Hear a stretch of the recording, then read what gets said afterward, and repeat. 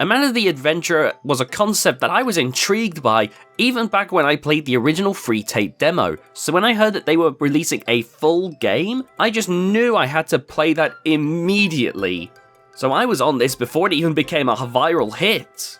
The game has what I'd say are two main gameplay loops, the main one being interacting with these videotapes you find throughout the game where it acts like a haunted Dora the Explorer episode, but unlike the original demo which was fairly linear in how it approached things, they've had the time to really expand on this concept. Such as when you get asked to name your favourite pie, Wooly can react in horror if you say lamb pie, or how you can just get wildly different reactions from Amanda to certain questions, leading to different outcomes. Or even, if you pause the tape at different points, you can get opportunities to do some things outside of the tape, which in some way interacts with the tape itself, such as with the oven in the kitchen. And this also helps you to work towards different endings for the game.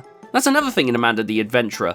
While the game I'd say is rather light on story, it seems to be laying more of a groundwork for a future sequel that's apparently coming out.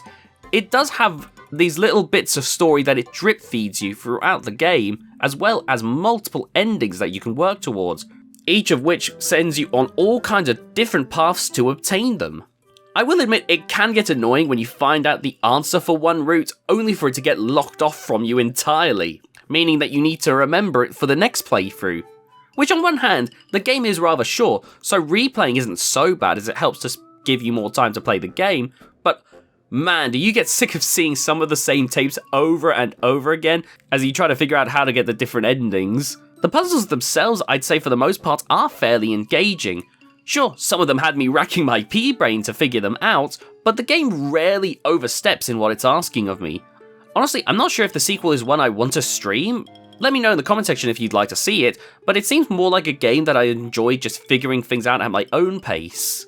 Sometimes things could get a little bit obscure, but a lot of the time, if I spent enough time thinking about it, I'm sure I could get to the conclusions of what the game wants from me. As for if the game was scary, not really. The game generally is good at creating a sense of uneasiness about it in certain moments, but I can't say I was ever outright scared of what happened in the game. Even in the few attempts it did try to outright alarm me, which is fine. Not every horror game needs to have me deathly afraid to even play it.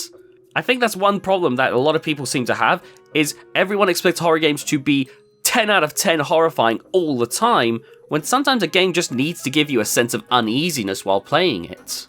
And honestly, I felt the game was actually weaker when it tried to outright scare me because it just couldn't quite do the job.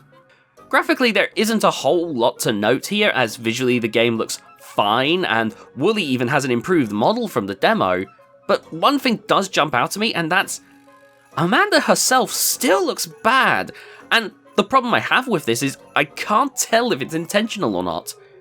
Part of me thinks that they're trying to capture that old 3D TV look, where a lot of things had that kind of awkwardness to it, but Amanda feels out of place even in her own show, which I'd understand someone might say it's because of her being narratively important and not making sense in the show, but Wooly seems to be narratively important as well, keeping Amanda somewhat calm, so the fact that he blends in a lot better, it just, I don't know, it doesn't seem to make a whole lot of sense, and I feel like they could have done more to help Amanda make sense in the game's visual style.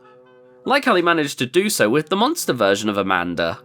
Overall though, despite my criticisms of Amanda looking a bit weird, the game getting a little bit too repetitive at certain points, and yeah, some puzzles can be a little bit obscure, I don't think that that's enough to stop me from giving a general recommendation if you're interested. If you're still feeling uncertain though, from what I can tell they do have a demo. It is rather short though, but it should give you a general basis on if you want to try the game at all. For me, as a person who likes these types of experiences, like Welcome Home and other projects of a similar nature, this does scratch an itch that I quite enjoyed, and I'm definitely going to be looking to play this sequel when it comes out. If this game seems right for you, go check it out.